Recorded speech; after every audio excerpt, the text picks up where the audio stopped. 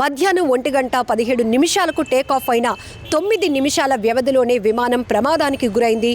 సాంకేతిక లోపమే కారణంగా తెలుస్తోంది. ప్రధానంగా మొదట దీని వెనకాతల కుట్రకోణం ఉన్నట్టు కేంద్ర విమానయాన శాఖ అనుమానం కూడా వ్యక్తం చేసింది, ఒక ప్రకటన కూడా చేసింది. అయితే టెక్నికల్ లోపం వల్లే ఈ ప్రమాదం జరిగినట్టుగా కూడా ఇక్కడ తెలుస్తోంది. ఏదేమైనా 242 మంది కన్నుమూయటం అనేది ఘోరమైన విషాద ఘటనగా చెప్పొచ్చు.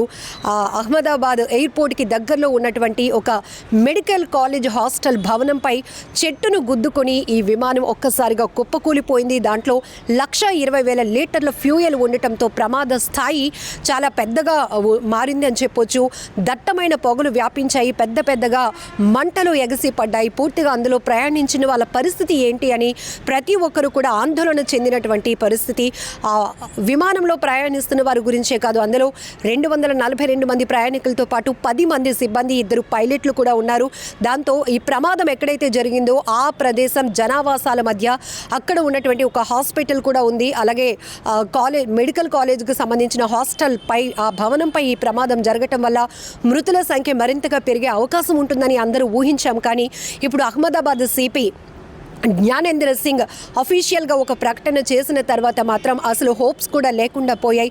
అందులో శిశువులు, చిన్నారులు, పెద్దవాళ్ళు, ముసలివాళ్ళు వీరంతా కూడా. మరొక వైపు చాలా బాధాకరమైన విషయం, గుజరాత్ మాజీ ముఖ్యమంత్రి విజయ్ రూపానీ కూడా ఉన్నారు, అందులో ప్రయాణిస్తున్నారు. సెకండ్ రోలోనే ఆయన ఉన్నట్టు ఆ విమానంలో ప్రయాణిస్తున్నటువంటి దృశ్యాలు కూడా మీడియా ద్వారా బయటకు వచ్చాయి.